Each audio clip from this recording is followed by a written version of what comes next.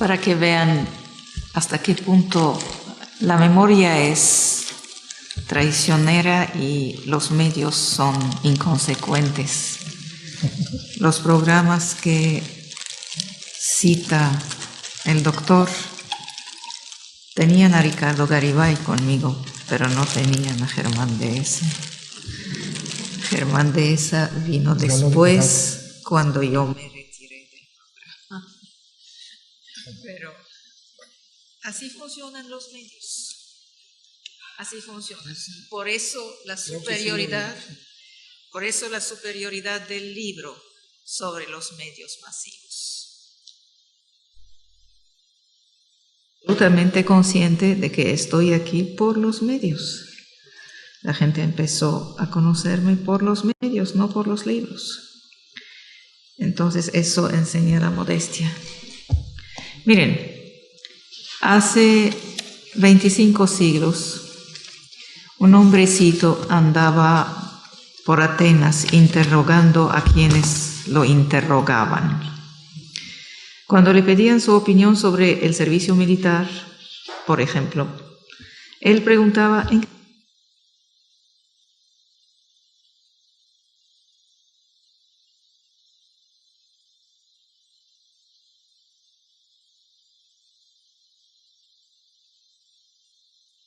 de unos y de otros, los que decían que sí y los que decían que no? Ha llegado a ser tan odiado por todo el mundo que lo asesinaron. Este hombre se llamaba Sócrates. Este hombre no ha escrito una sola línea.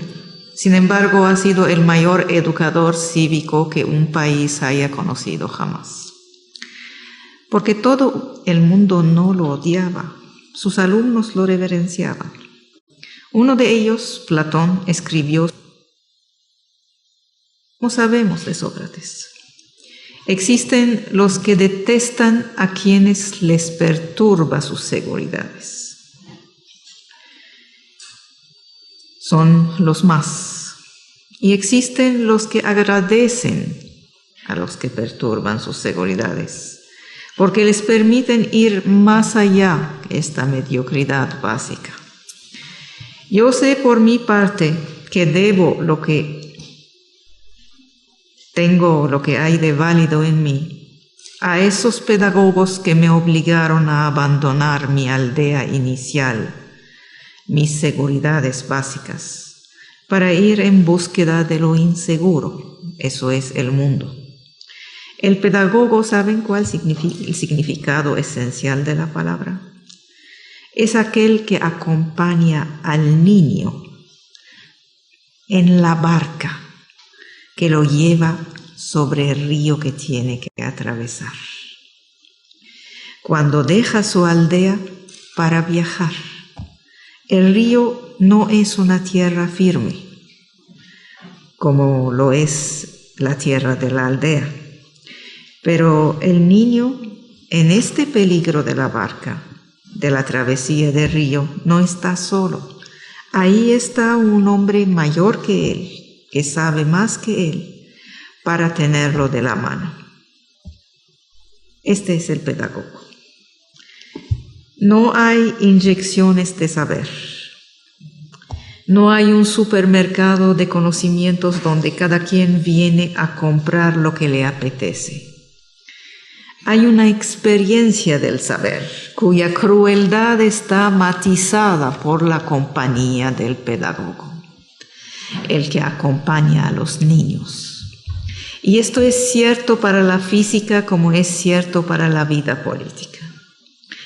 No van a leer los 20 millones o más libros que contiene la librería del Congreso americano, porque su vida entera, si es que no hacen otra cosa más que leer y quien quiere esta vida, apenas alcanzarían, si bien les va, para leer unos 20,000 libros. Entonces un pedagogo les va a ayudar a no equivocarse tanto para escoger lo que hay que leer, a fin de no perder esfuerzo y tiempo.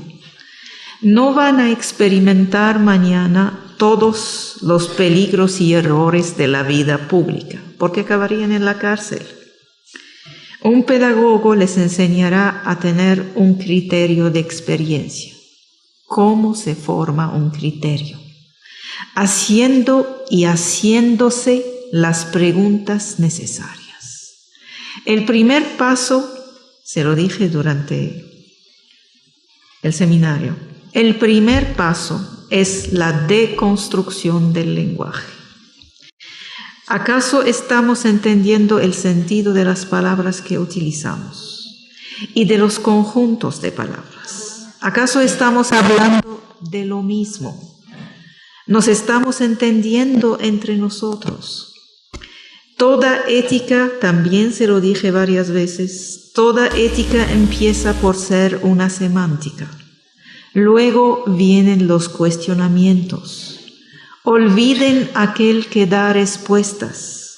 Cuídense de aquel que da respuestas. La verdadera inteligencia está en las preguntas. ¿Cómo hablar de la ética cívica si no empezamos por plantearnos las grandes interrogaciones de la política? Sin pretender agotar el tema, se trata de ofrecer referencias, algunos grandes conceptos fundadores de la vida política, algunas interrogaciones mayores. Primero, las interrogaciones que se refieren a lo político en sí. Tenemos facultades que se llaman ciencia política. Entonces hay que preguntarnos, ¿acaso la política es una ciencia? Si fuera cierto, todos los que saldrían con honores de ciencias políticas tendrían que ser excelentes jefes de Estado, o por lo menos unos secretarios buenos. Si la base de la política es cómo hacer vivir juntos, es decir, convivir, unos hombres que no se parecen, plurales, es decir, en conflicto, hacerlos convivir en paz. Entonces, la base de la política sería la negociación. ¿Cómo es entonces que podemos explicar que la inmensa mayoría de los alumnos de ciencias políticas fueran los más radicales de las universidades?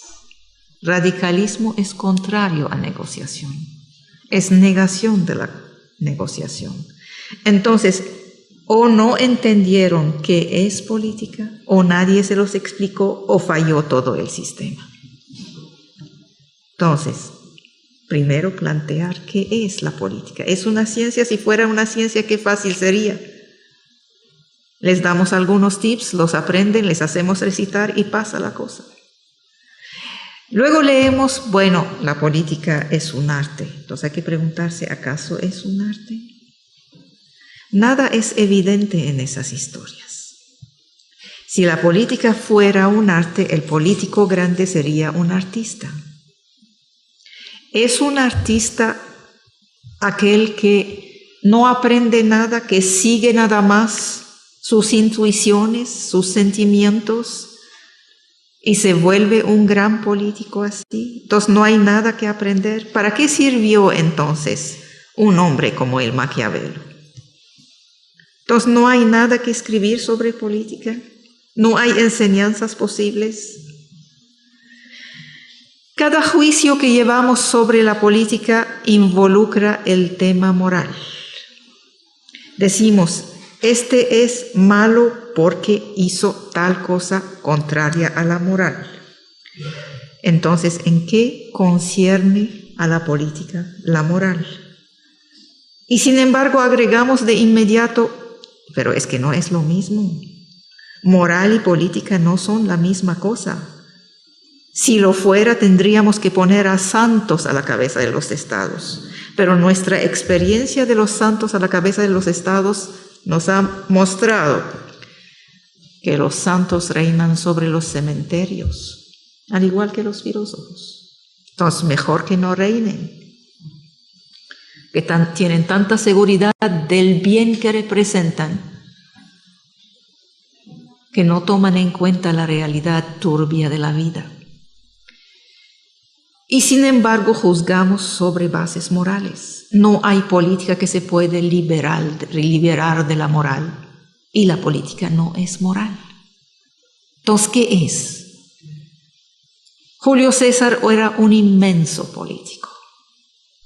Decían que era el marido de todas las mujeres y la mujer de todos los hombres. Y era un Pío mayor. Entonces, ¿dónde está la moral aquí? Y vemos que con el tiempo se desvanece el asunto moral y queda en la grandeza del político cosas que no tienen nada que ver con la moral. Por ejemplo, la conservación de la unidad nacional. Por ejemplo, la institución de un gran imperio. Entonces, todo lo que nos están diciendo no sirve. ¿O sí sirve?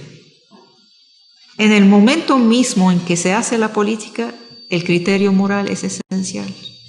¿Por qué es que se desvanece con el tiempo?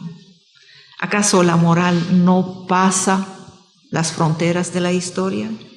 Es grave eso. ¿Acaso la moral es tan frágil que no tiene valor histórico? El hecho es que la historia no la toma en cuenta. Toma en cuenta otras cosas. ¿Qué tiene que ver la religión con la política?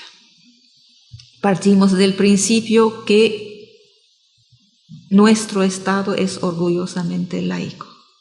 Y sin embargo, decimos todos que a partir del momento en que ya nos enseña religión, falló la moral en la sociedad.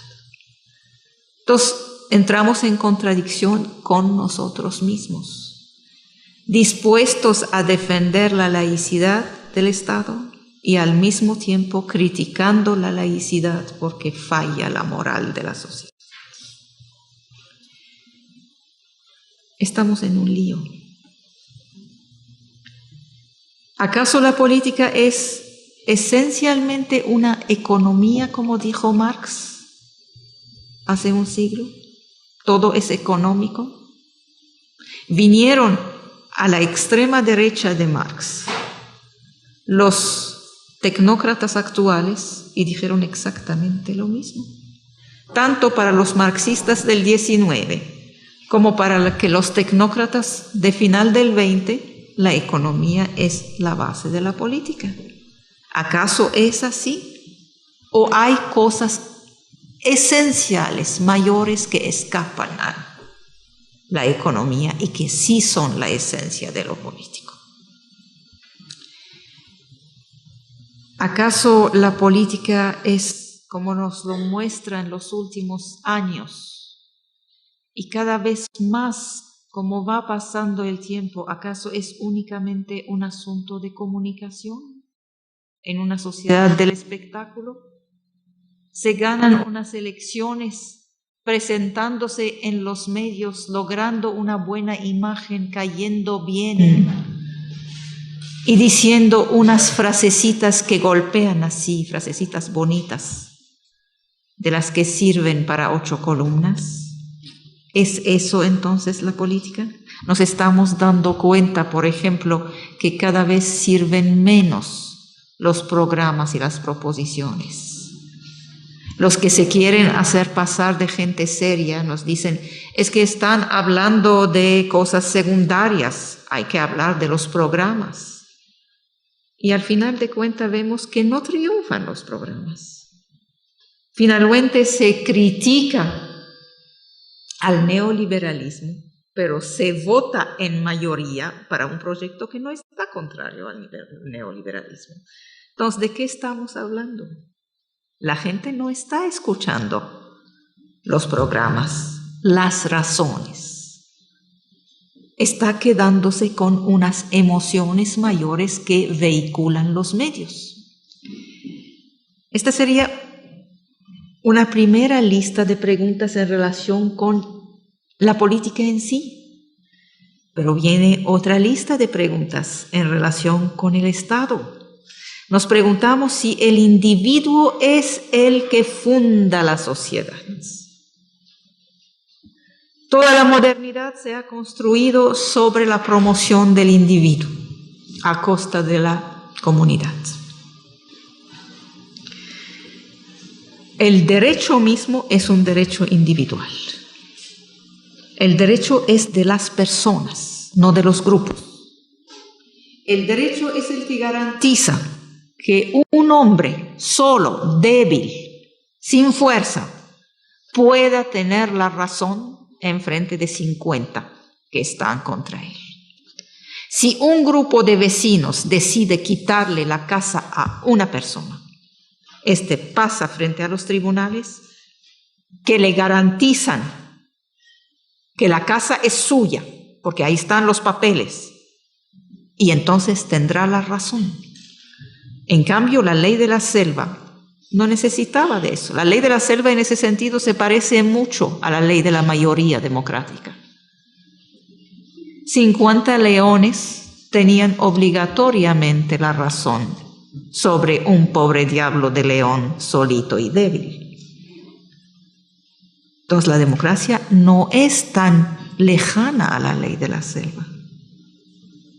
Y el individuo tuvo sus derechos por fin garantizados gracias a la promoción de la personalidad individual en contra de la ley del grupo. El problema es que esta promoción va en contra del interés colectivo. Es decir, hemos resuelto el problema de la libertad y de los derechos del individuo para crear el problema de la solidaridad interindividual. Hoy nuestro problema no es de individualidades, nuestro problema es de solidaridades. Entonces, ¿con cuál de los dos problemas nos vamos a quedar? No nos hemos quedado sin problema, hemos quitado uno para poner otro. ¿Qué es lo que nos amarra a una nación? Existen fidelidades naturales. La familia es una relación natural. Fulano es hijo de sutano, es sobrino de aquello, es tío del otro. Son cosas naturales. El clan es una relación natural, es la familia inflada. El conjunto de clanes que hay en una aldea es también una relación natural. El problema es que venimos a crear algo que se llama Estado. Y el Estado es una relación absolutamente artificial. Ha puesto a vivir juntos gente que no tiene nada que ver juntos, ninguna relación natural. Es una creación del espíritu humano, es una creación voluntarista, no natural, artificial. Es la que permite a hombres que, si bien nacieron en Chihuahua, de venir a habitar el Distrito Federal o Monterrey. No tienen ninguna relación de sangre con la gente originariamente de aquí, pero tiene con ellos una relación mayor, que es la relación que existe en un mismo estado. Ambos son mexicanos. ¿Qué es eso? Nadie sabe. Pero es una relación supra, por encima de la relación natural. Este estado es la forma que ha tenido para nosotros, es el Estado nacional. Sí, pero tenemos varias naciones en este país. Se ha creado por encima de estas varias naciones, que se pueden nombrar. A los que estudian antropología los pueden nombrar. Se ha creado algo absolutamente artificial. Una visión del espíritu que se llama mexicanidad. ¿Qué es eso? Tampoco se sabe. Es una idea. Lo otro era una relación de sangre. Y así se formaron los estados-naciones en todo el mundo, como creaciones voluntarias. Necesitamos preguntarnos eso y responder a ello, y aceptar el compromiso que significan estas preguntas para poder llegar a una ética ciudadana. Una ética ciudadana no es hagan esto, no hagan aquello. Eso no es ninguna ética ciudadana. Es tomarlos por unos idiotas. No somos unos idiotas. ¿Acaso necesitamos realmente de un Estado? Escuchamos hablar de lo malo que el Estado es. El problema es que si quitamos el Estado, esta creación del espíritu, ¿qué es lo que ocupa su lugar?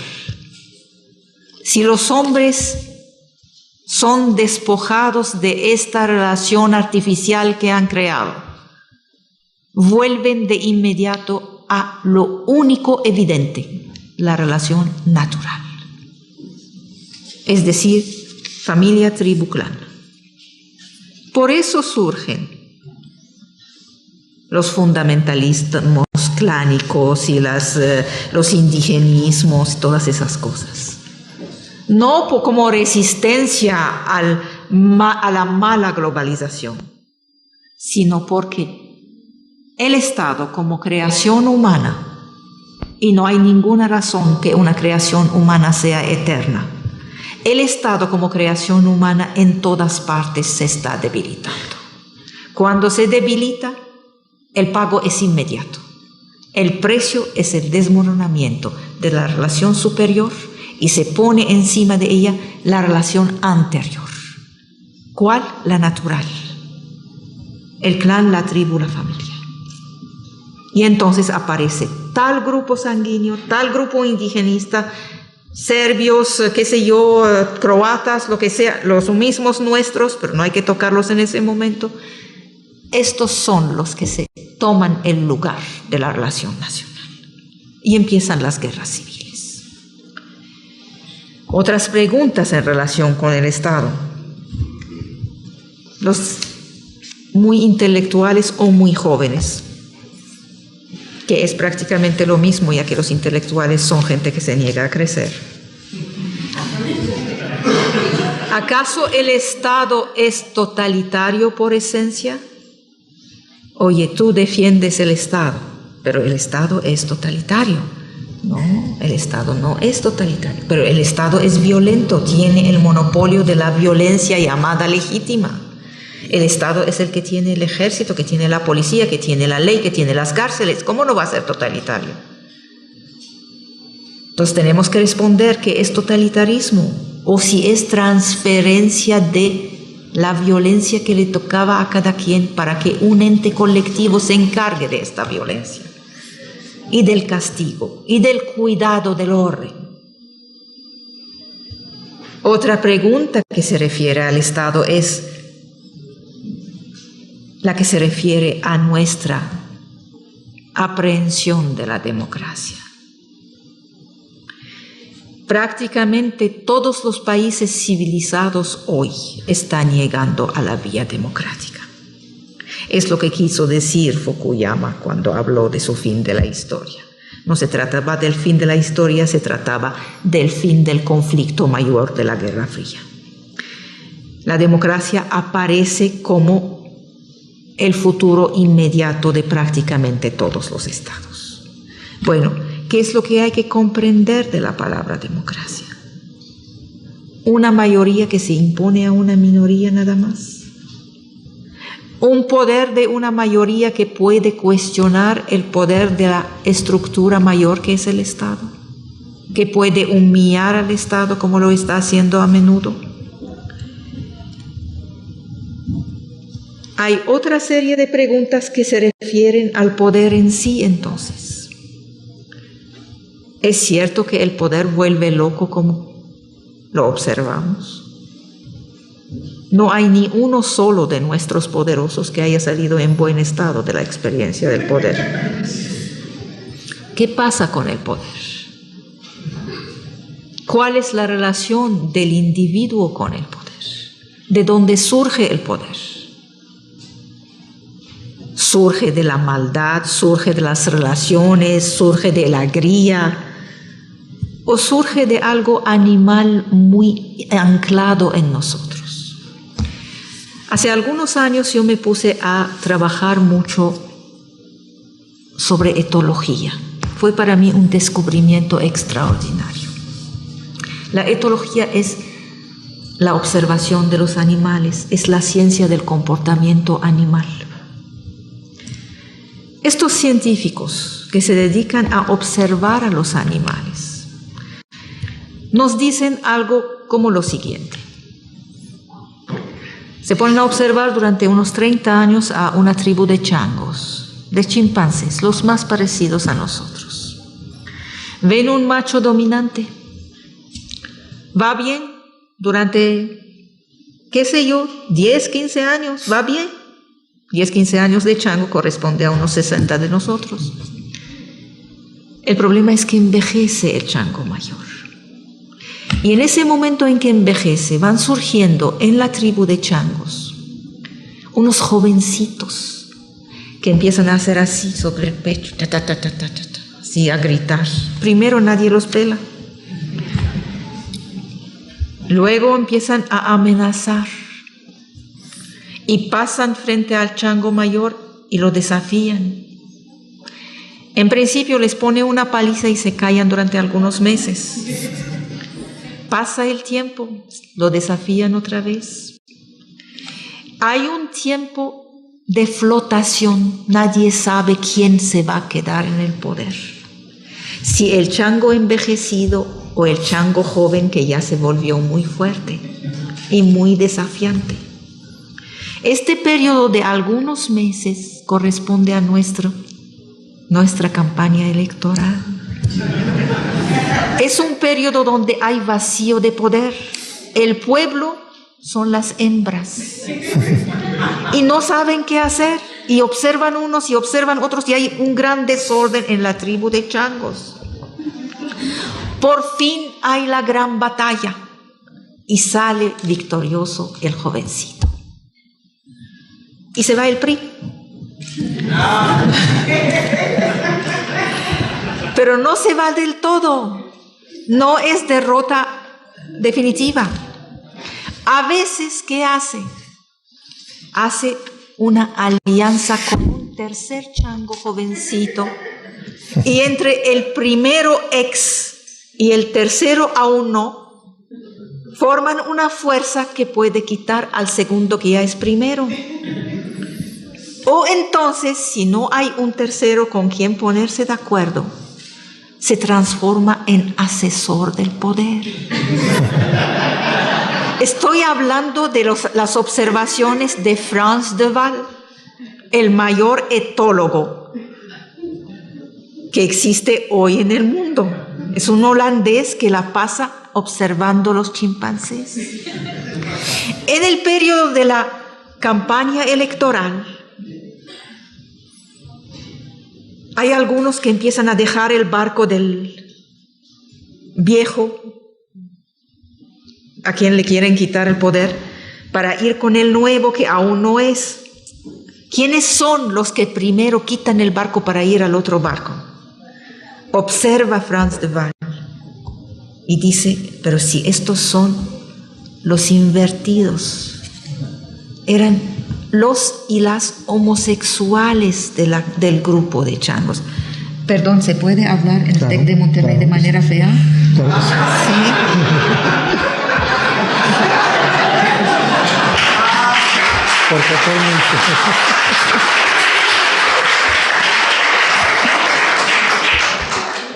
Lo que quiere decir los que llamamos nosotros de manera vulgar los putos.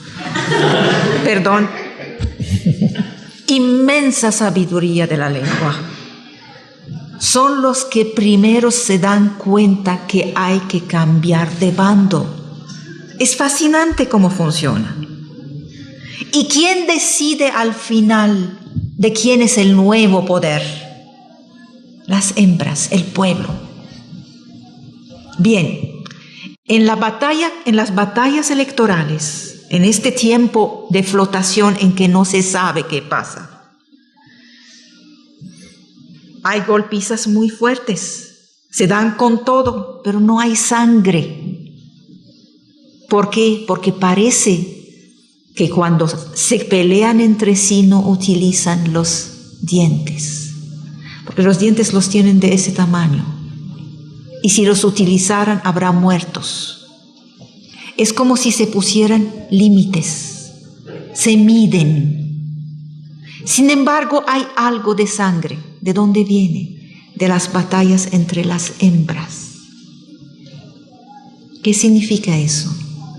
Que que las recién llegadas, los recién llegados a la depredación, aún no saben ponerse límites. Los viejos, los que sí llevan mucho tiempo como depredadores, sí se ponen límites, saben que no hay que pasar un cierto límite de violencia. Ahora díganme, ¿no es esto lo que pasa en una sociedad humana? Viene el nuevo. Si es inteligente, ¿qué es la primera cosa que hace? Junta la comida, las ramas bonitas, las que se pueden comer sin mucha dificultad, pero no las guarda. Si las guardara no duraría ni una semana. ¿Qué hace? Tiene el monopolio no de los bienes, sino de la distribución de los bienes. Él no guarda la comida, él distribuye la comida.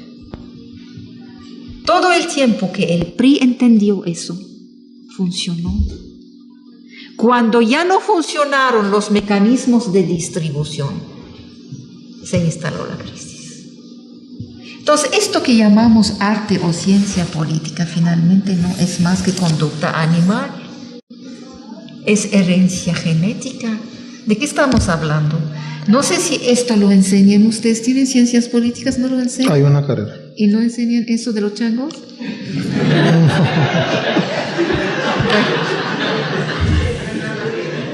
Deberían.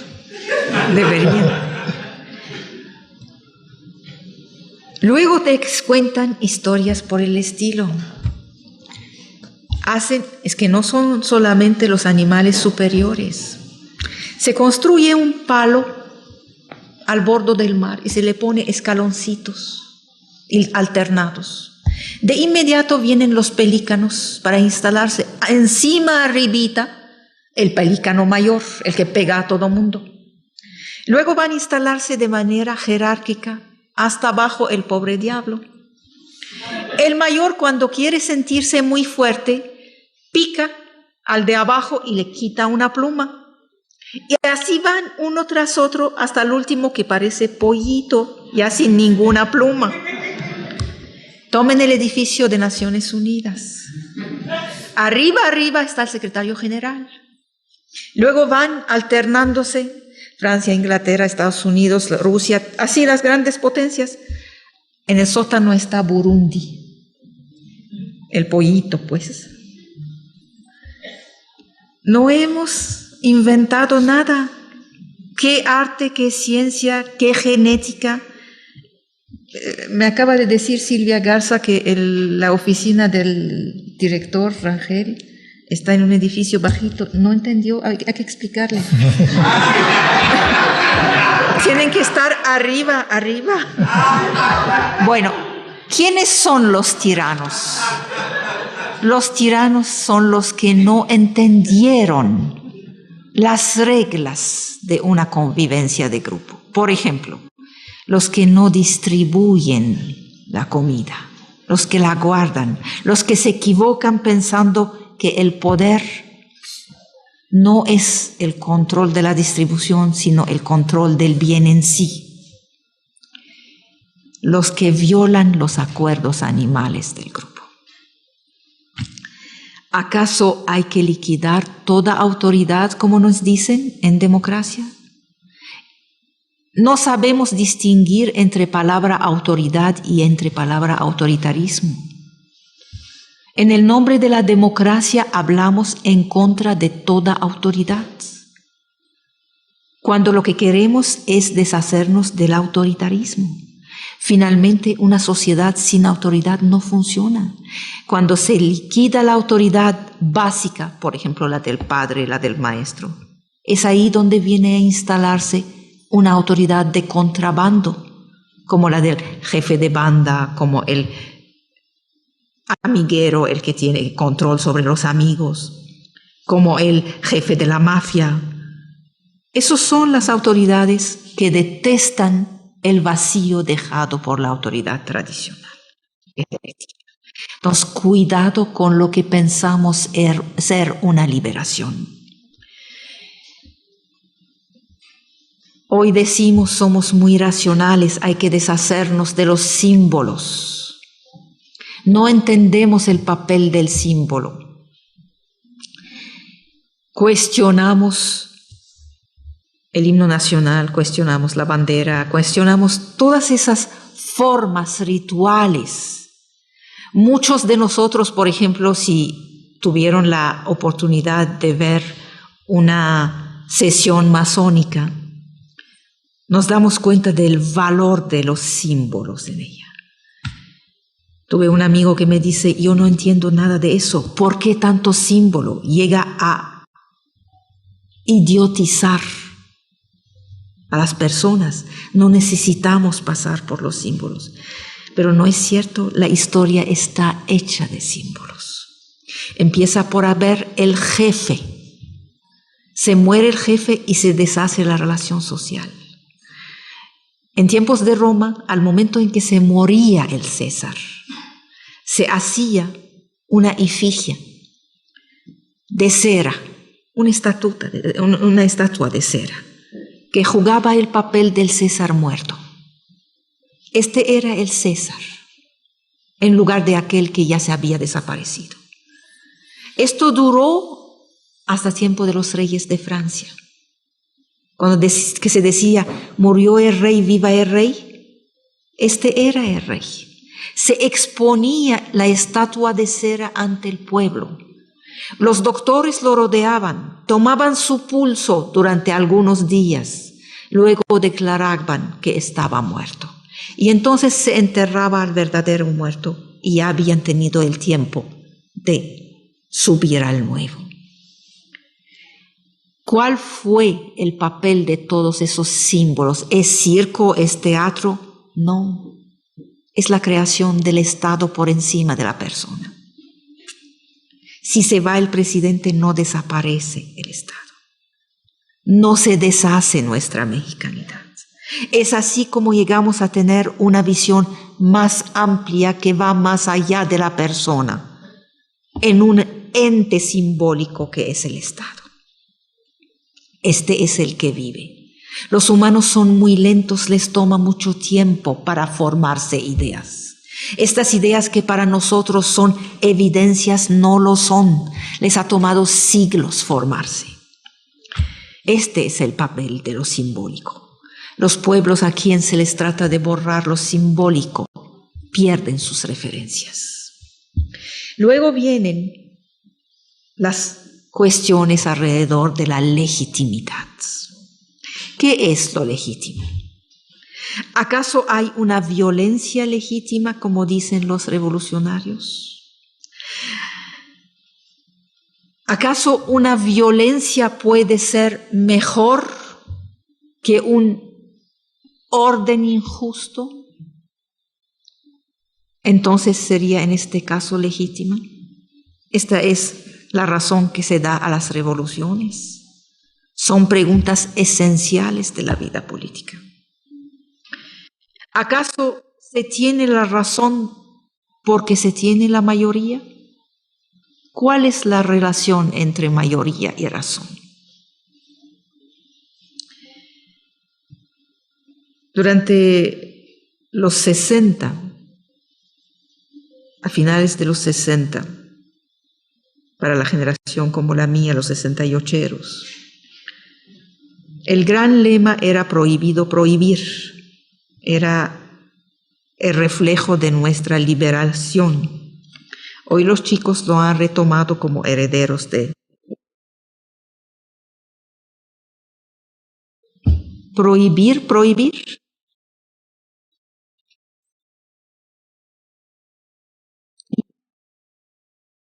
¿Qué pasa con los ciudadanos? Para poder tener personalidad. El niño en formación significa que debe haber normas, sino que es lo que va a violar. Si no tiene instituidas algunas prohibiciones, ¿cómo va a saltar por encima de ellas? Y ser el hijo del hándicap, si no hay hándicap. ¿Y la libertad? ¿Con qué va? ¿En qué consiste? ¿Cómo sumar libertad y responsabilidad? ¿Qué es eso de que tu libertad se detiene en el momento en que empieza la libertad del otro? ¿Es cierto eso de que a mí nadie me prohíbe hacer nada porque yo hago lo que quiero? Pero si todos los días nos muestran que la vida es una violación de la libertad básica. Un niño viene y ya no hay libertad. Hay responsabilidad hacia el niño. Y la libertad de salir de noche se liquida cuando hay un bebé. Y la libertad de hacer lo que quiere se liquida porque hay que trabajar para traer la comida de la familia. Y la libertad de pararse en triple fila se liquida porque impides a los dos otros pasar. Entonces, la libertad finalmente consiste en limitar la libertad. La libertad es libertad restringida. Entonces, ¿de qué estamos hablando? Vamos a ponernos de acuerdo sobre los términos mayores. ¿Acaso es seguro que una injusticia es peor que un desorden? Tenemos la injusticia, la constatamos. Es injusticia, no hay duda alguna. Pero si quitamos la injusticia, hay riesgo de instaurar el desorden. ¿Cuál es peor? Que no queremos escoger, pero sí tenemos que escoger. Y si el desorden se limita a hacer injusticias aún peores. Esta es toda la pregunta de las revoluciones y las rebeldías. Los jóvenes tienen que planteárselo antes de hablar de revoluciones. ¿Tiene uno razón de rebelarse y hasta qué punto? ¿Dentro de qué límites y si es que hay límites? ¿Se puede soñar en política? ¿Qué es eso, la utopía? ¿Qué es el mito? ¿Tiene sentido la historia? Durante el tiempo de la Grecia antigua, la vida de los hombres transcurría en un círculo. Era la misma visión que la actual visión de los orientales. Hay eterna vuelta. Vino el judaísmo y luego el cristianismo e instauraron una visión absolutamente novedosa en la historia de la humanidad. Instauraron la flecha, ya no es un círculo. El tiempo empieza aquí y va por ahí. Y es en sentido único. De ahí surgió la idea de progreso, por eso se desarrollaron las ciencias. Pero al mismo tiempo hemos inventado el progreso, que dio nacimiento a las ideologías totalitarias, porque se trataba de liquidar el hombre viejo para crear en su lugar un hombre nuevo. Era un sueño hermoso que acabó por ser una criminalidad colectiva. Y el siglo XX nos probó que el sueño era erróneo.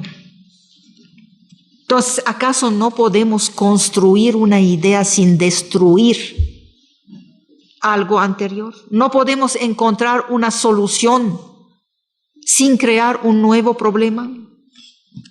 La política es un campo del conocimiento, el que permite la convivencia. No estoy segura de que sea el más importante o el más inteligente. Hay hombres que han sido verdaderos desastres mundanos y hay grandes señores en otros campos que no logran hacer política. Un hombre tan inteligente como Platón ha tratado durante toda su vida, 3 veces seguidas, de ser el poder detrás del poder. Ha sido asesor de Dionisio de Siracusa.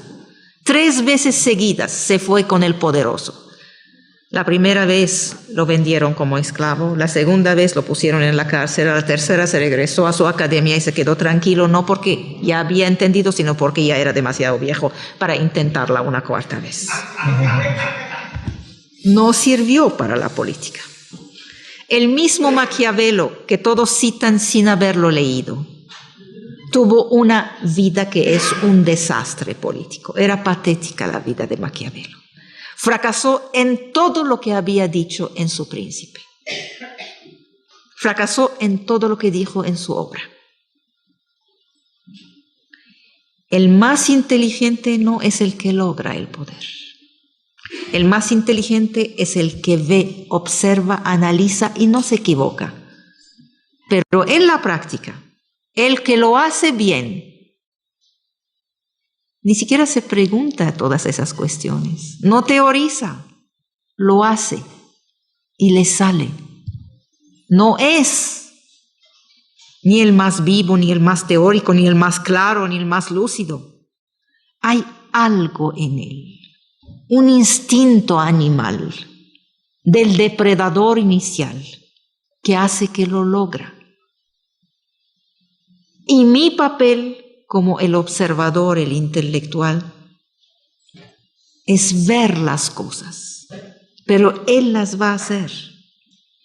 Y generalmente las va a hacer mejor que yo 1000 veces.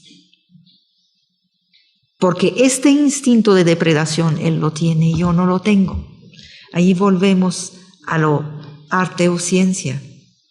La política es arte o es ciencia. Esto es válido para la política, es válido en los demás campos. Decían que Kepler, el gran Kepler, era el peor de los maestros. Tenía clases vacías, no sabía hablar. Y era un gran científico.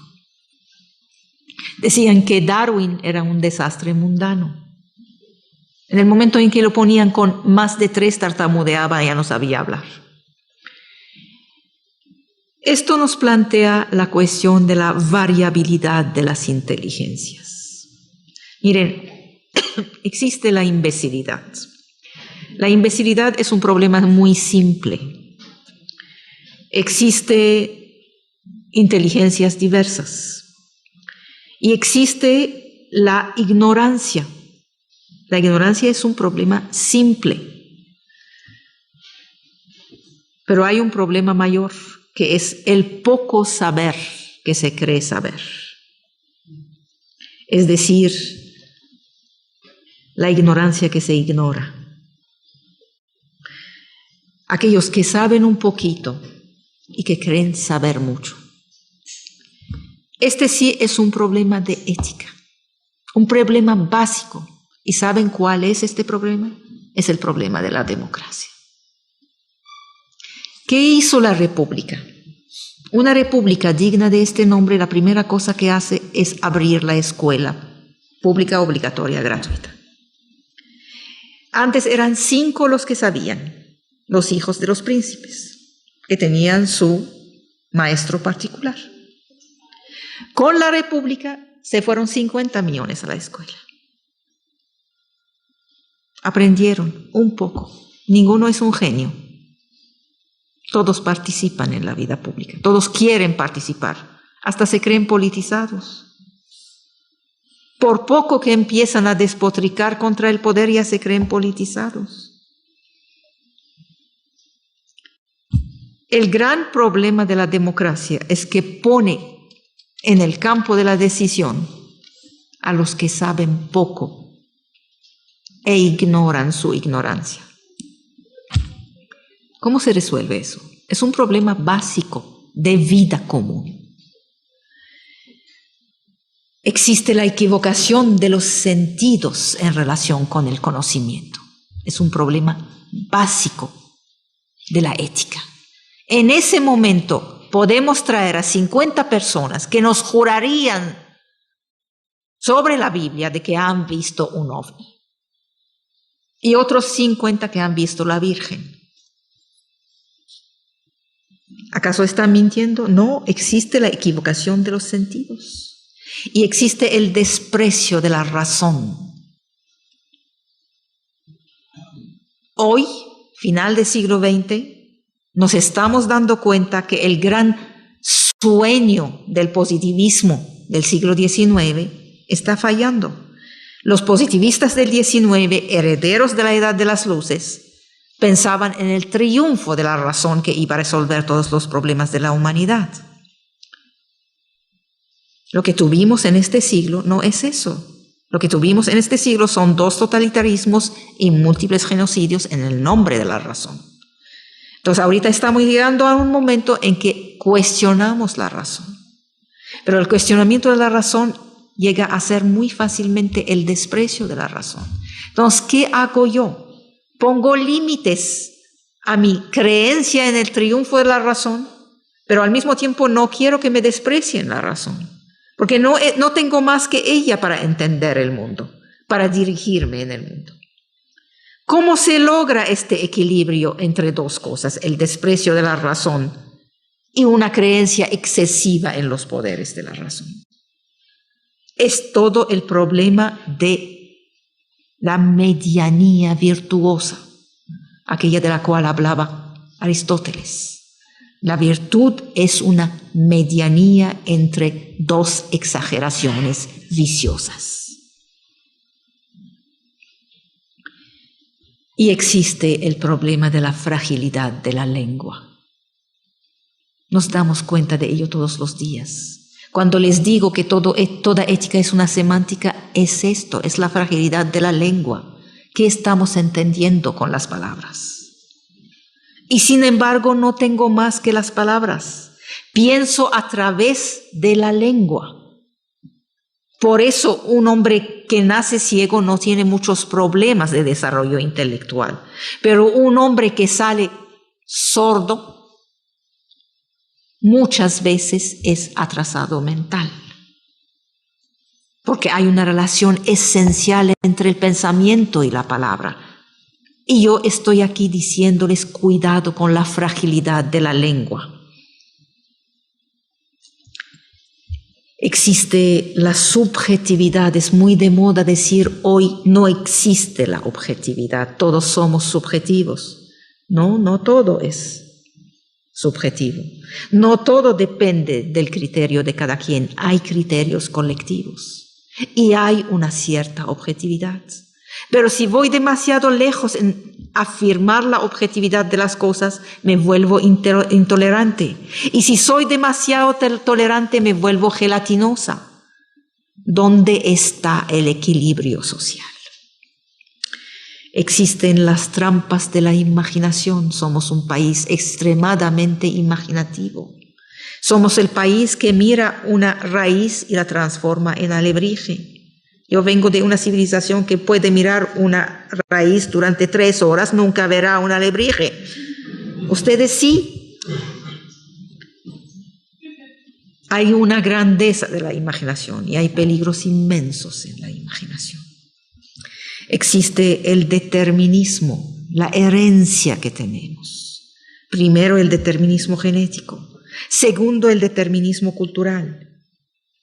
Los niños brillantes en las escuelas no son los hijos de los más ricos, son los hijos de los maestros. Hay un determinismo genético y hay un determinismo cultural. El brillante es el que tiene libros y ideas en su casa, no una cuenta inmensa. Pero al mismo tiempo existe la libertad. Somos el país de un Benito Juárez. Un hombre que tenía absolutamente todo en su contra. ¿Cuál es el sentido del conocimiento? Son cuestiones de ética.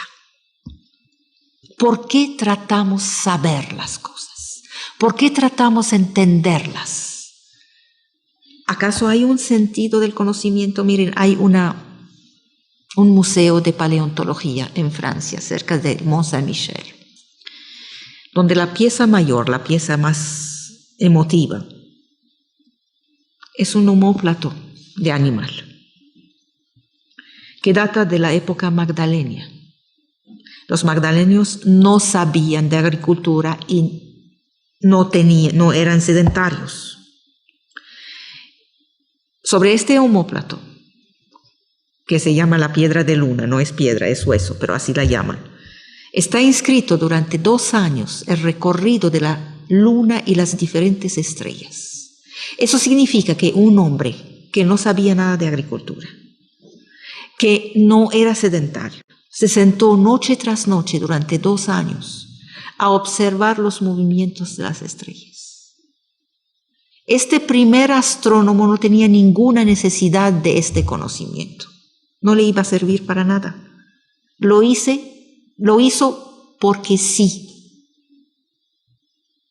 ¿Cuál es el sentido del conocimiento? ¿Acaso hay conocimiento? ¿Hay sentido? ¿O es parte de nuestra grandeza humana? ¿Cómo se relaciona el conocimiento con la opinión? Preguntamos a la señora, ¿qué piensa usted del Banco Mundial? No empezamos por preguntarle, ¿qué sabe usted del Banco Mundial? Antes de opinar.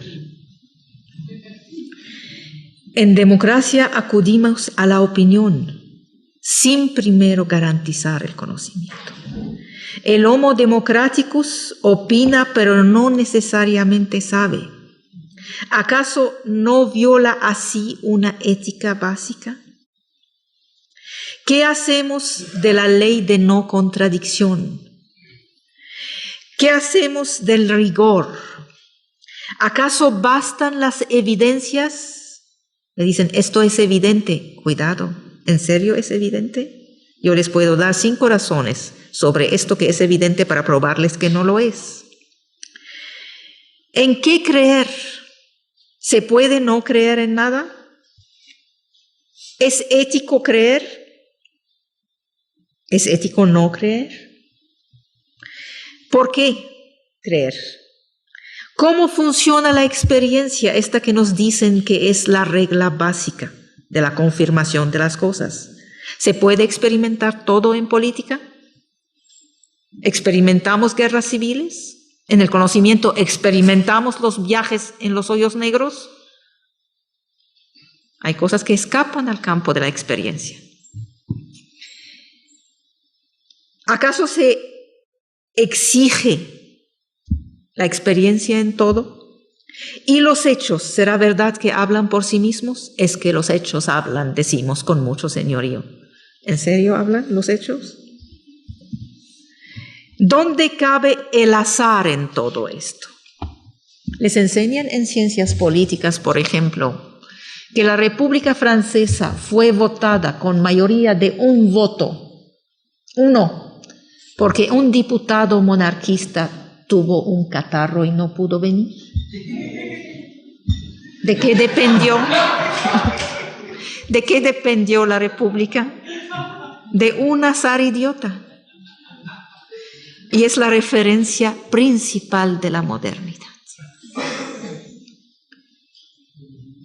Hay que saber antes de decidir las cosas.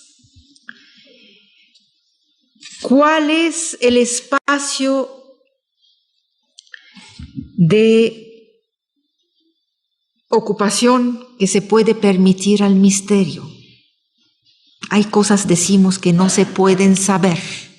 Pero ¿acaso no se pueden saber porque nosotros los ignoramos, porque la época los ignora? ¿Y sí se pueden saber más allá?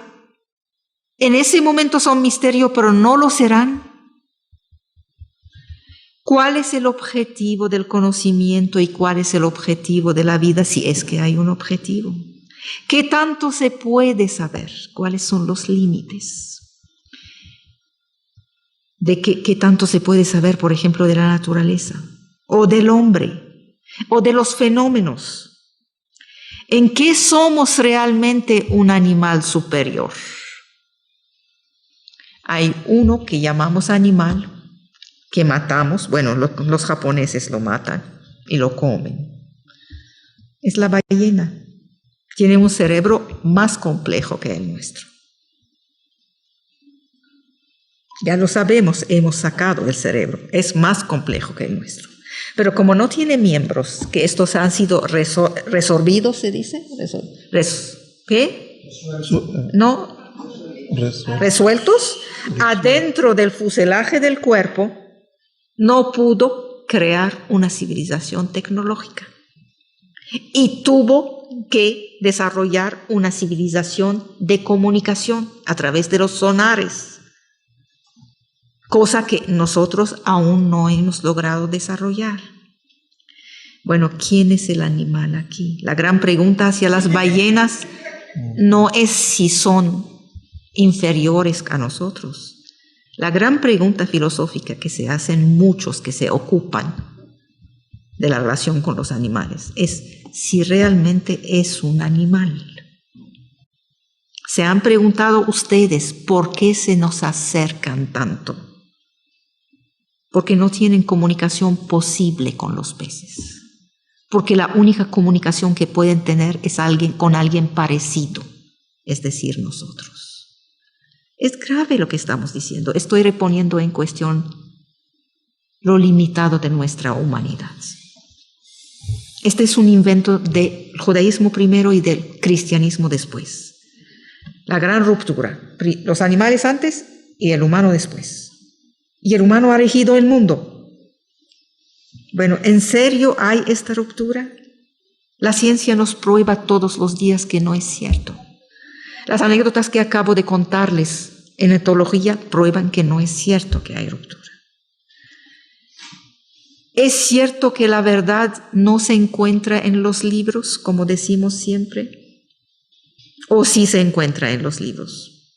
Cuentan que Maquiavelo, cuando regresaba en la noche, cubierto de lodo, cansado, sucio, a su casa, quitaba su ropa de calle, se ponía ropa de corte, de gala, para sentarse al lado del fuego y leer un libro. Y si se le preguntaba por qué se vestía así de gala, contestaba: para recibir al gran muerto que va a leer.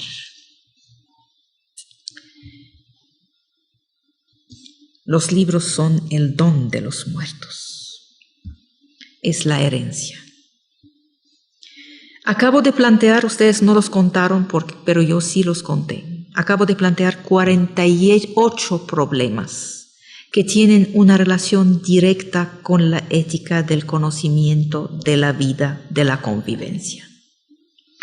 Es cierto que se aprende la ética observando la ética. Pero ¿qué hacer con este círculo que involucra la gallina y el huevo? ¿Quién empieza primero? ¿Ellos, la autoridad, el poder, los responsables, o nosotros, ciudadanos rasos? Hablamos de educación y vamos para 3, 4, 5 generaciones. ¿Qué hacer mientras? Y si no hay nadie que me diga qué hacer, ¿qué hago? No hay recetas simples, hay una dinámica del cuestionamiento y del autocuestionamiento. Bueno, esto es la ética. Cuestionar y cuestionarse. Esto es la ética. No busquen más. Esto es la base y el cuerpo de la ética. No dejar pasar, ni dejarse pasar nada. Miren, les voy a dar un ejemplo. Esta cátedra se hizo para introducir algo de humanidades en un espacio tecnológico, algo blando en un espacio duro. Y sí, en este mismo espacio, alguien como yo, que se ha dedicado toda su vida a las humanidades, viene y les dice: cuídense de los que les hablan mucho de humanismo. ¿Qué pasará? Habrá unas carcajadas del lado de los ingenieros y una sorpresa del lado de los humanistas. Y si agrego, ¿saben qué? Una civilización que se construye alrededor de la figura tutelar del hombre, ¿puede llegar a ser destructora del hombre? Estoy segura que no van a entenderme. Durante siglos, desde finales del medievo hasta nuestros días, la cultura occidental se ha pensado a sí misma alrededor de la figura del hombre. Esta manera de situarse ha llevado a situarse en relación con la moral, con la política, con la vida misma. Bien. Esta manera de pensarse encuentra hoy sus límites. El hombre es víctima de su propio triunfo, la voluntad de construir un Estado que permite al individuo florecer. Está triunfando, ha triunfado. Este modelo se ha generalizado llevando a una visión individualista de la economía, de la moral, de todo lo demás. ¿Acaso hay que lamentar esto? No, de ninguna manera, pero sí es peligroso. Un mundo donde cada quien puede florecer como si fuera un mundo en sí, ya no permite el mundo común. Cada quien se vuelve su propio fin, su propio mundo. Todo lleva al individuo, quien no lleva a nada. Hemos pensado que un estado que permite al individuo florecer es una panacea. Habrá que cambiar de opinión. Marx decía que no estamos en la historia, sino en la prehistoria. En eso por lo menos tenía razón Marx. Lo que llamamos evento histórico es más una catástrofe que un hecho que da nacimiento a un relato y una tradición. El individualismo tiene tendencia a ocultar la historia. Triunfa y a la vez vemos a unos individuos rebelarse contra el individualismo. Algo les falta. ¿Qué es lo que les falta? Tenemos la memoria de una grandeza que el presente no está respetando. Cuando cuestionamos el humanismo después de haber luchado por él durante siglos, estamos siendo éticos, no contradictorios. No estoy volviendo a las utopías, no estoy promoviendo los sueños. El sueño es inadmisible en política, porque pone en peligro la vida de los hombres. Hay una belleza infinita en lo real. Lo real designa lo que no es yo, lo que me resiste. Lo real son los demás, son los otros. Lo real es el conflicto. No tratemos de borrar el conflicto o de cegarnos ante él. Así es como nace la violencia. La vida pasa por la lucha por la vida. Es legítimo soñar en el sentido de imaginar, luego desear un futuro más allá de nuestra realidad. Esto sí es legítimo. En este caso, el sueño se vuelve la expresión de nuestro ser profundo. Pero el espacio del sueño debe ser siempre más pequeño que el de la realidad.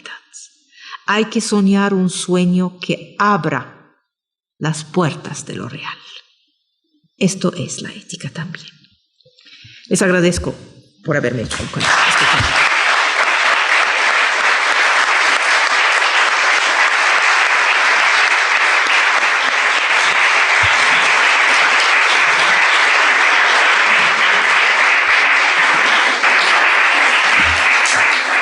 Bueno, pues después de tantas preguntas, 48. ¿Hay alguien que quiera hacer alguna? No preguntar, responder. ¿Quieren que establezcamos un pequeño espacio de diálogo? ¿Sí? Bueno, adelante.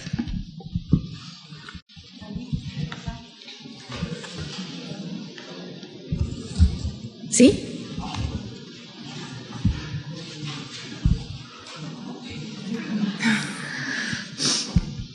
¿No? ¿Tú Bueno, si quieres? Ok. sí. ¿No hay un cucurucho?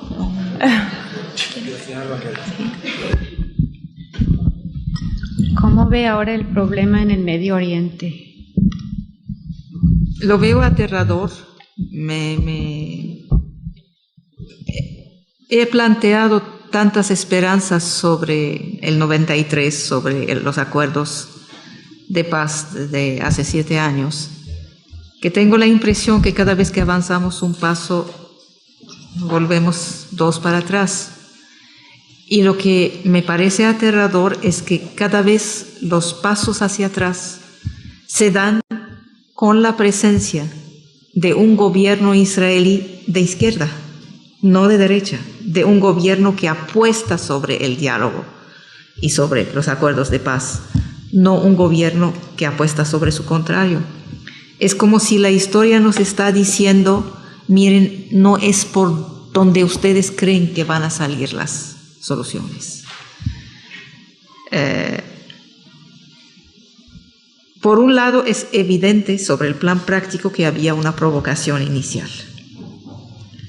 La llegada de Ariel Sharon sobre un sitio tan cargado de gravedad era una provocación. Un hombre político debe tomar en cuenta las consecuencias de sus actos. Pero al mismo tiempo, si me alejo un poquito del evento mismo, tengo que decir, sin olvidar que soy árabe, que ningún lugar, en ningún estado, puede ser prohibido de paso.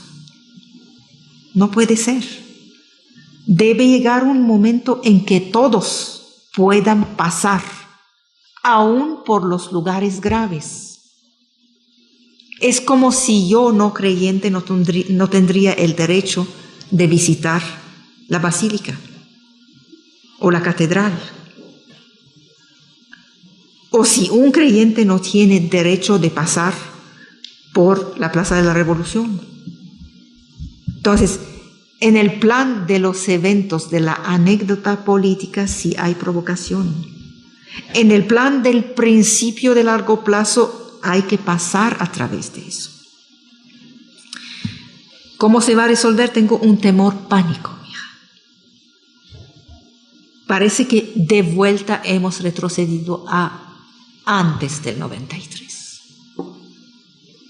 Y chance que vuelva a ganar la derecha y extrema derecha que no quiere saber nada de la paz. Sí. Maestra. ¿Sí? Si le invita a Fox a participar en la reestructuración de educación.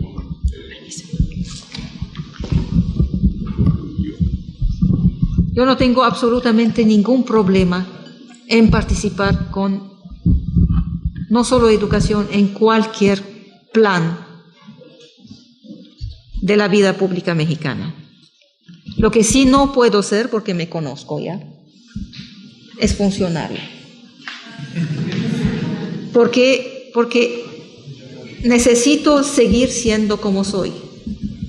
Necesito seguir siendo pajarito libre. Es decir, poder decirles, miren, no estoy de acuerdo, ustedes se equivocan, y darles la espalda e irme cuando quiero. Lo he hecho con Cedillo.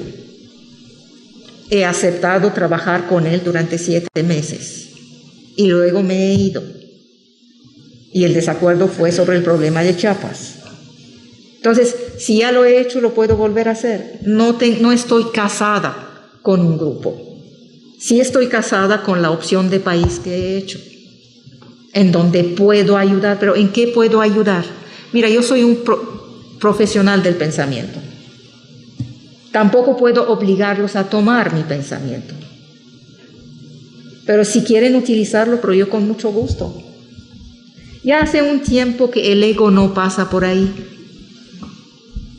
Puedo irme muy fácilmente y puedo quedarme en mi casa. Además, la enfermedad ha destruido lo que queda de ego. Y no tengo necesidad de lana. Entonces, me da libertad aún más. No tengo nada en contra de Fox, ni del grupo de Fox. Tendría más problemas si fuera el PRD el que hubiera ganado. Ahí sí tendría graves problemas. El problema es que los conozco demasiado a los de la izquierda. Y sé de qué son capaces. Fui de izquierda. Ahí sí tendría problemas para aceptar cualquier cosa. ¿Sí me entiendes? Entonces, si le encarga. No, a mí nadie me puede encargar nada. Me pueden pedir mi opinión con mucho gusto, pero tendrán que treparse al cerro donde vivo. Es decir, es de un lado. Mira, a estas alturas de la vida, con lo que me queda de vida, no quiero ser funcionario, sí me gustaría ser autoridad moral. ¿Sí respondí? Sí, cómo no. Si le pide dentro de esa colaboración que vaya Si piden mi opinión, se la daré. No, y si le pide que, por ejemplo, que viaje a Cuba y vea los efectos de No, mijo, yo no sirvo sobre para... la educación. No, yo no sirvo para eso. Yo no sirvo para eso. Primero, no soy buena que su negociando. capacidad de análisis podría hacernos mucho bien. No soy buena negociando. Soy bastante cuadrada. Tengo mal carácter. Entonces no sirvo para ahí. Pero no negociar. Sirvo para generar ideas. Si quieren tomar las ideas, están ahí. No podría mezclarse con el pueblo cubano y no me puedo captar lo que le dejó No, mira, la educación en estos 40 años. Esto ya está muy claro. Mira, yo no soporto ni mi sombra. ¿Para qué me metes en problemas? Gracias. Ok. Por acá creo que hay... A ver, hija. Sí, profesora, en una de las presentaciones pasadas comentaba, y hoy lo repitió, la necesidad, o al menos así lo entendí, de que se dé una relación de autoridad, de aceptación de la autoridad de profesores-alumnos. Y en el caso, y bueno, por un lado me gustaría preguntarle acerca de su visión de esa relación un poco más en detalle, y por otro lado, en relación a también la idea de que en una institución de educación superior, al menos así lo veo yo, en realidad el profesor, esa es mi postura, no tenemos la verdad absoluta, y una parte de los alumnos es justamente, al menos el espíritu de búsqueda de verdades, sí. ¿Verdad? Es la misma pregunta, no son dos preguntas. Hay focos de autoridad en una sociedad. Los dos bases naturales. Hay focos de autoridad artificiales. Los más naturales son primero la familia, porque hay una desigualdad natural. La segunda es la escuela. En la familia, porque hay uno que tiene 40 y otro que tiene 3. Y hay uno que mantiene al otro. Y hay uno que lo da todo y otro que no da nada todavía. La desigualdad es en todos los planos. Aquí la autoridad es natural. La segunda institución de autoridad natural es la educación. Porque hay uno que sabe y otro que aún no sabe. Hay uno que tiene un paso por el mundo, una experiencia del mundo y de la herencia del mundo. Es decir, experiencia real y libros y conocimientos. Y otro que no los tiene. Y este maestro va a decir a este recién llegado al mundo que es el niño: mira, este es el mundo, es el que tenemos.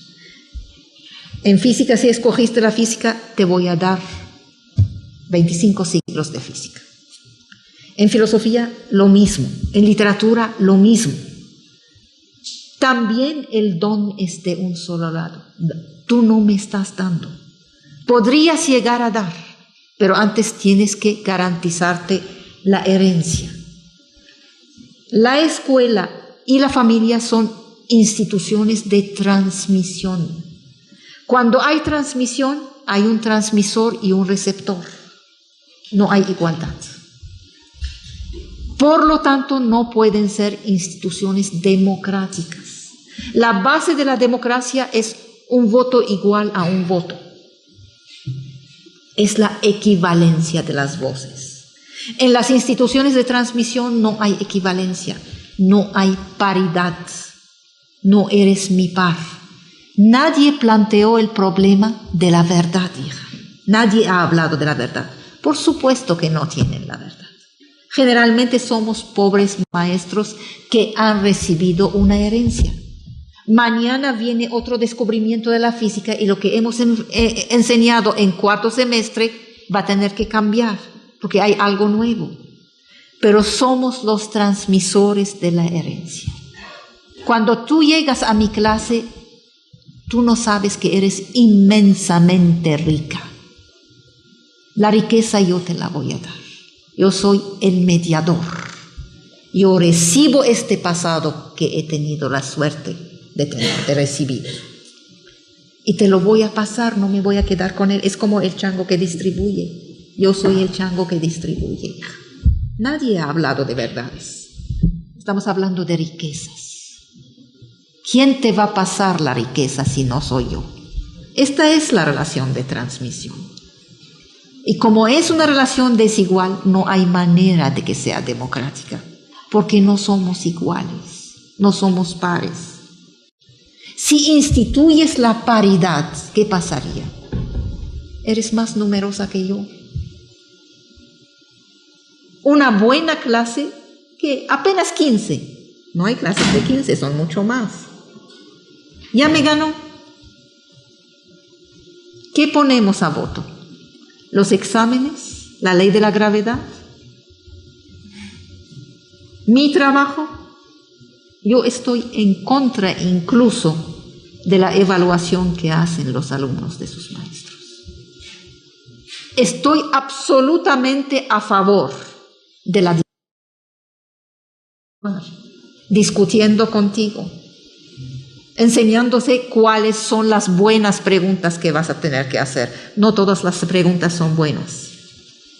Y si la inteligencia es esencialmente preguntas, te voy a enseñar a hacer preguntas. No te voy a callar tus preguntas. Por supuesto, es el instrumento básico del conocimiento, esta discusión. No el voto, hija, no el voto.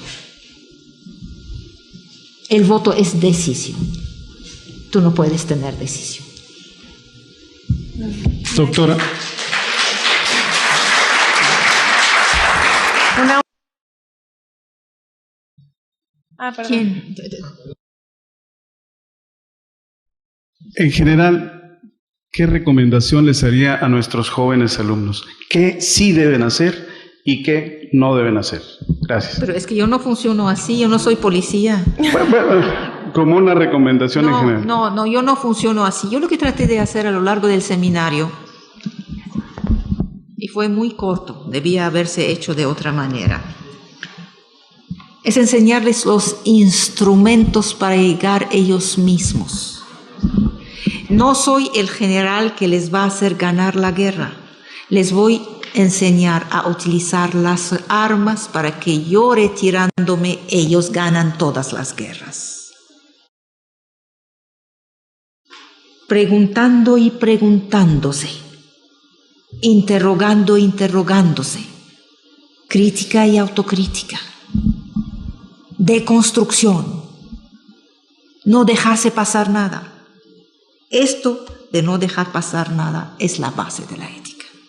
Es lo que deben hacer. Por supuesto que no lo saben hacer. Hay culturas críticas. Es una cultura esencialmente autoritaria. Vengo de otra cultura autoritaria. Tampoco saben hacerlo allá por Medio Oriente. Pero tenemos una gran tradición occidental que lo ha hecho. Y por eso pudo desarrollar las ciencias y la tecnología. Entonces tenemos de dónde asirnos. Esto sí se aprende. Por supuesto, necesita una valentía muy grande. Luego se transforma en costumbre. Ya lo hacen sin darse cuenta. Es como respirando. Esto es lo que les puedo decir. Yo lo que quería es que aprendan el modo nada más, el truco. ¿Sí? Que tú das la palabra a quien quiere. ¿Tú, usted? Sí, okay. Vamos con la señorita y después con el maestro. Bueno, dijo la señora, ¿yo qué hago? A ver. Yo me he encontrado en la situación en la que he tenido que tomar en esta sala, imagino en qué he tenido que hacer, a qué me voy a dedicar. Y fue una decisión muy difícil y creo que no es todavía la última decisión que he tomado. Pero sí pensé mucho y entré en conflicto cuando tenía que decidir si me iba a dedicar al fin que parece que es hacia donde toda la humanidad está destinada, que es la creación de tecnología, de información y de avance tecnológico, llegar al espacio, llegar a nuevos mundos, o dedicarme a esa parte que ha parecido un poco olvidada por los que tratan de desarrollar esta tecnología, que es el humanismo. el no olvidar que vivimos en comunidad y llevar a esas personas que parece que se están quedando, que estamos dejando atrás por desarrollar esta tecnología. Mi pregunta es, ¿dónde busco o a quién le pregunto? Que no entendieron que no hay una dicotomía aquí, no hay contradicción. No hay contradicción entre saber de computadoras y saber de historia. Miren, a mí me pasó una cosa en los días que estuve en el DF, dando la cátedra en el DF. Planteé que el asunto de la eternidad fue un descubrimiento, una definición tardía de nuestra historia. Para los antiguos, la eternidad era mucho tiempo, pero no tenía el concepto, la idea que tenemos nosotros. No se había aún aclarado, formado el concepto. Se formó como lo entendemos, como lo infinito del tiempo. Bien avanzado el cristianismo, cuando ya se volvió poder, por ahí del siglo III, IV. Y entonces uno de los alumnos del TEC, de no sé qué plantel, me mandó un mail diciéndome, yo busqué en mi Biblia electrónica y encontré 30 veces la palabra eternidad. A ver qué tiene que decirme. ¿Saben lo que hizo? Se metió a la computadora con su Biblia con la palabra eternidad. ¿Qué ponían adentro de esta palabra? ¿Qué sentido le daban? Falló desde la primera. La computadora hubiera servido de manera máxima si este chico hubiera tenido el criterio de cuestionar el lenguaje mismo, que es el primer paso hacia una ética de vida. No lo tuvo. Se hacen las dos cosas. O te sientes detrás de la computadora y no eres más que el instrumento, o tú el instrumento de la computadora. O tienes un criterio. ¿Quién te va a formar el criterio? Yo te lo voy a formar. Yo que no soy computadora. Estamos en pleno humanismo, aunque haya una computadora. Estamos en pleno humanismo. Tú cambias de computadora cada 6 meses. Yo no he encontrado la manera de formar un alumno en menos de 16 años. Sigue la misma lentitud para la formación de un criterio que en los tiempos de los griegos y de los romanos. No ha cambiado nada. Sigue sin saber cuál es el criterio, cómo se forma un criterio. Tú sacas en tu computadora 50,000 datos. No necesitas de tantos datos para conocer las cosas, para decidir. Tú me preguntas de dónde buscar, cómo decidir. Necesitas de 3 o 4 datos pertinentes. Y los otros 15,000 los puedes echar a la basura. Pero aquí hay la palabra pertinentes. ¿Quién te va a dar el criterio de pertinencia? Yo te lo voy a dar. Y me va a tomar varios años. Estamos en pleno humanismo. Es la herencia. Ninguna computadora pasó por aquí. Pasó la herencia de los hombres y la experiencia de la vida. Es decir, la enciclopedia y el dolor. No la computadora. Ahora sí. ¿Sí? Sí, no, él no, nos va a pegar. Sí. Sobre todo esta pregunta está esperando como 6 años. A ver. Porque cuando te conocí físicamente allá en Intermex, hiciste referencia a un problema que como ambos somos coetáneos yo también llevo 25 años acá. Yo el mismo año que y el tema lo has tratado por escrito repetidas veces. ¿Qué tema? Voy a hacer un pequeño introito. Está bien. Entonces, hace cuestión de 3 o 4 meses en radio, te escuché que nuevamente te sentiste relativamente agredida por algún auditor que descalificó tus posiciones por el hecho de ser extranjero. Entonces mi pregunta es, ¿cómo has logrado vencer, aparte de lo obvio, tu gran capacidad intelectual y tu capacidad de maestro, esta circunstancia que es tan repetitiva para nosotros los que hemos nacido en otra parte y que hemos llegado a este país hermano, en lo que a mí compete muy bien? ¿Cómo lograste vencer eso? Porque esa es la última vez de esos... No, ¿quién te dijo? Dijiste, nunca más volveré a tratar el tema. ¿Quién te dijo que se venció eso? Eso nunca se vence. ¿Cómo? Nunca lo vences esto. Ah, nunca lo vences. Nunca lo vences esto. Ya, gracias. La otredad es muy difícil de aceptar. Nuestra reacción animal básica es rechazar al otro. Y este otro puede ser de raza, de país, de lengua, de acento, de forma de ser, de todo. El diferente es inaceptable. Para empezar, el diferente lo tratamos de loco. Está siempre equivocado el diferente. La diferencia puede ser incluso en forma de ser. Hay gente que le gusta ir de juerga y el único que no va de juerga porque resuelve problemas matemáticos y va a ser el próximo Einstein es el rechazado del grupo. Cualquier diferencia que estableces causa el rechazo. A veces heredas esta diferencia, no la creaste tú, eres emigrado. A veces es por tu propia opción. No eres juerguero en un grupo de juergueros. Simplemente lo asumes y ya, y sigues adelante. No le das tanta importancia. Mi gran error durante años ha sido que me doliera tanto. Estableces la distancia, bueno, pues va a seguir así. ¿Cuál es el problema? Pasamos a otra cosa. Existe el problema. No vas a borrar el conflicto. Existe el conflicto. El problema es que no te impida hacer cosas el conflicto. Decían los estoicos, hay cosas que dependen de ti y cosas que no dependen de ti. Las que dependen de ti, las cambias. Las que no dependen de ti, las aguantas. ¿Y ya? Muy bien. Gracias. Sí, por favor. Allá atrás. Me sorprende que no haya preguntas, salvo el de la chica aquí, sobre lo que acabo de decir ahora. Ana Patricia, aquí al joven. ¿Yo?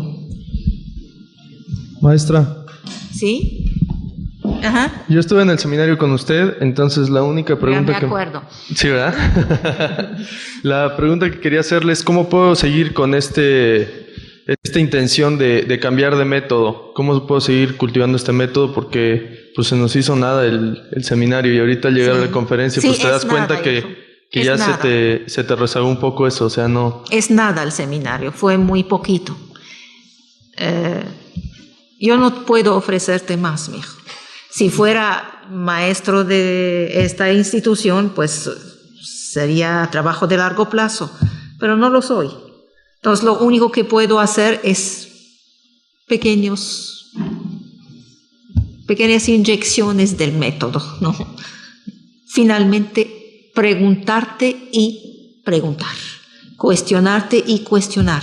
Lo que queda en el aire es si haces preguntas buenas, si no te equivocas en las preguntas, porque no todas las preguntas valen la pena.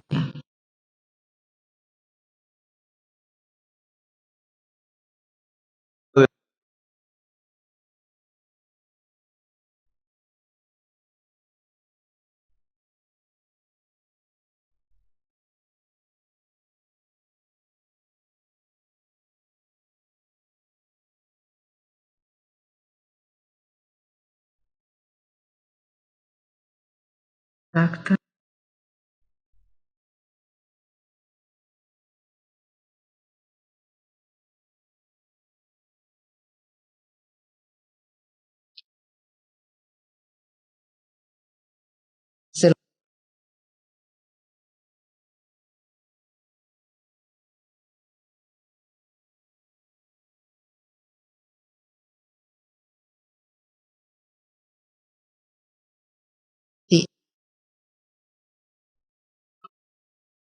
la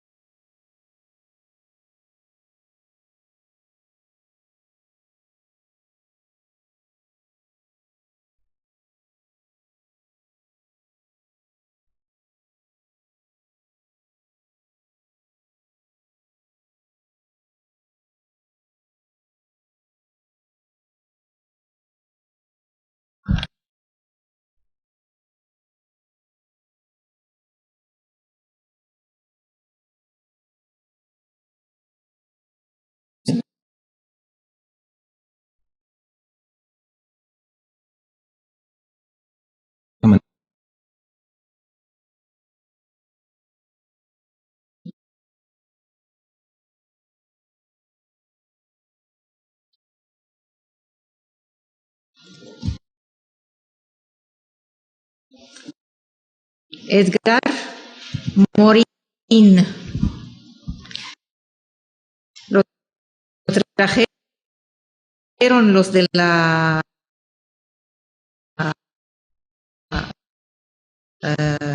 Feria.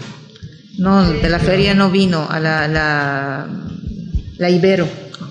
Lo trajeron la Ibero el año pasado. Se llama El Método.